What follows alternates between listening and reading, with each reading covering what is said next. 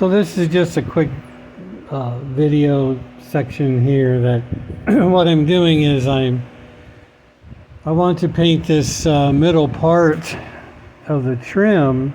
It's a gloss silver, to me a gloss silver. So I know the inside of this car, the inside of the trim on these cars is usually white, but I don't really like that, so I'm not sure if I'll do that or not. But I want to at least paint this aluminum down the side.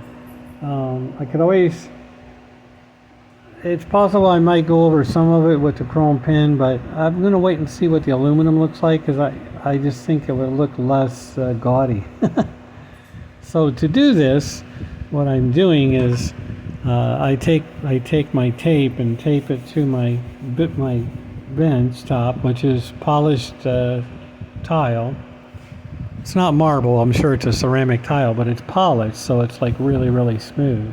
So I do that, and then I use the straight edge, and I put that on there, and then I use a brand new blade, and then I cut along it, and then cut the piece out, and use a thin piece like that.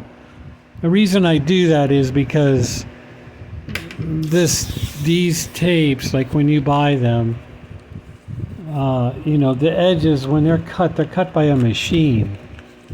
So these edges are probably not really, really straight. And they're probably like a little frayed. I mean, if you got really down close with a microscope, you probably see that they're all frayed. This way, when I cut it with the blade, in my opinion, it's a very, very sharp, clean edge. So when I take that tape after cutting it, I take that nice edge and put it up against whatever it is that I'm going to mask off and paint. Just depends on what it is. I mean, obviously, if you're going to paint a big section like the roof or something like that, you wouldn't need this kind of cut. It wouldn't matter. It might matter in some areas, but I just want to try to get a very nice edge as close to that trim as I can get. So that's what I'm doing today. It's a nice day. I should be able to paint with no problem. And we'll do this side and we'll see how it comes out. And of course I'll put masking tape and paper over the rest of the car to protect it from overspray. But I just wanted to make a note and a quick video on that's how I do it. So it may help some modelers. And that's it for now. So here we go. That's the one side, and I'm going to let that dry for the rest of the day, and then if I have time tomorrow and I'm in the mood and I have the patience, I will do the other side.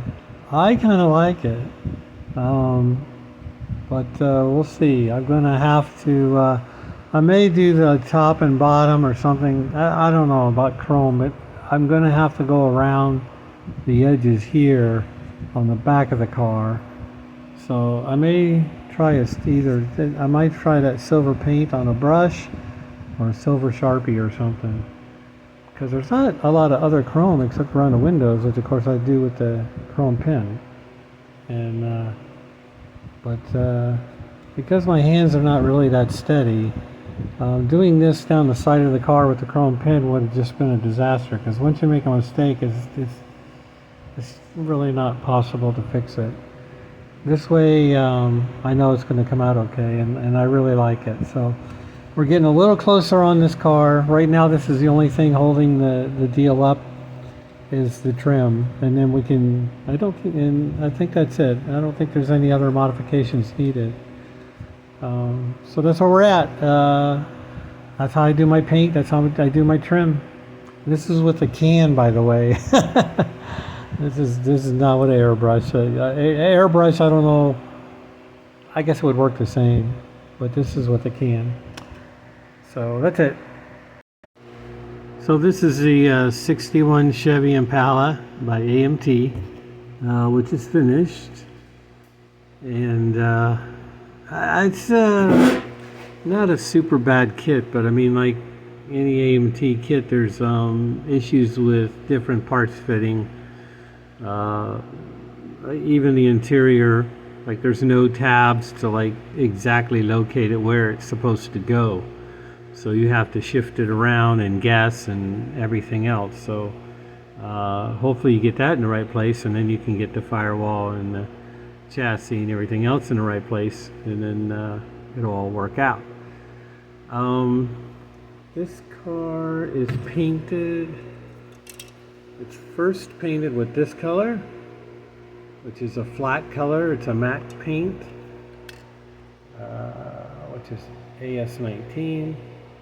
So I use that as a base coat, and then I gave it some coats of the TS19, the metallic blue, like 2 or 3 coats of that, just to, couple light coats, and then a heavier coat at the end to make sure I had a nice even coat across the whole car. And then rather than put a clear over it, I used transparent blue, and that acts as like a clear coat. It just has a blue tint to it. So I believe I only put 1 coat of that on it. That's all it needed. So I don't usually do cars like this because I don't like models with trim down the side. It's just, my hands are shaky. It's hard for me to see it. But I do like this body shape of this car, so I thought I would go ahead and do it. I originally wanted to color the inside of the trim is supposed to be white, but I didn't like that.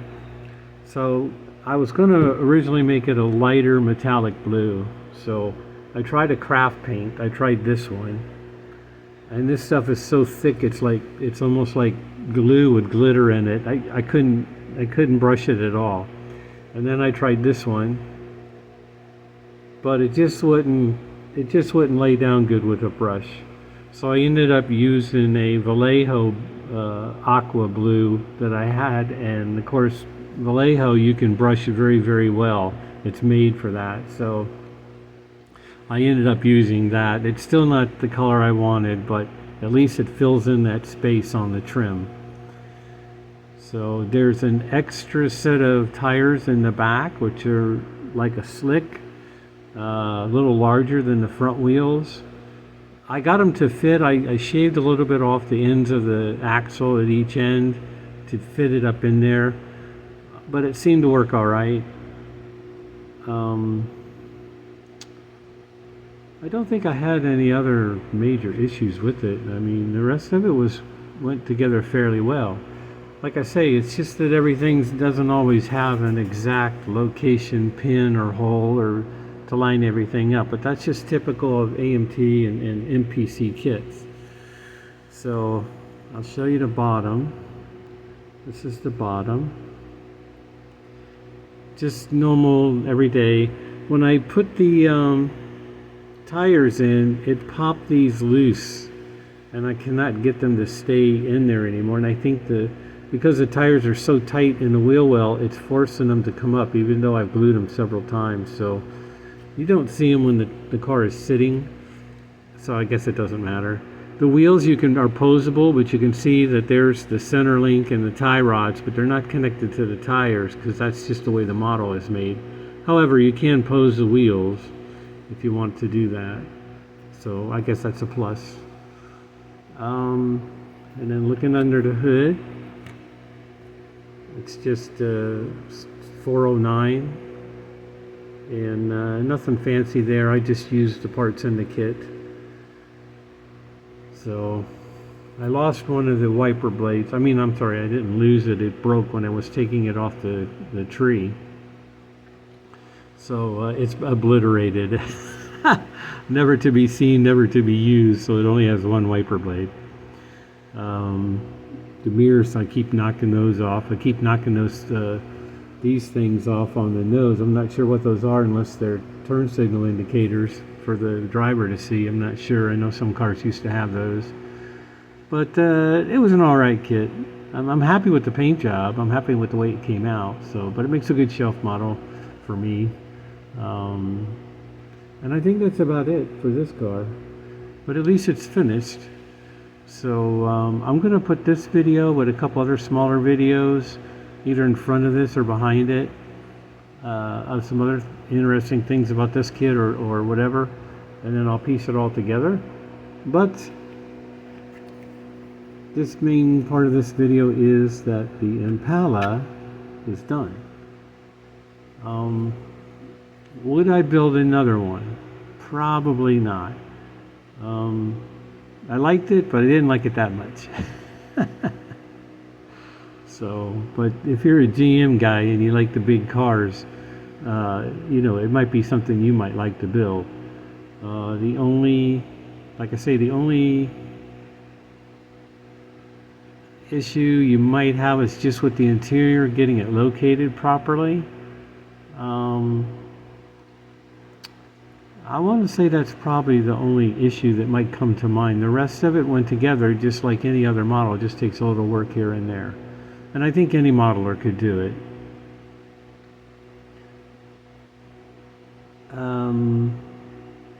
I think that's it. It doesn't come with any extra parts. You don't get tunnel rams. You don't get blowers for the engine. There's no extra parts like that. Aside from the 2 rear tires, in which you have the option of the bigger tires, which I used. I don't remember there being any other options in this car other than building it stock. So, not that I remember. So that's it. On to the next car, on to the next model. And like I said, it might be a little trailer after this. And hope to see you on the next video. Later.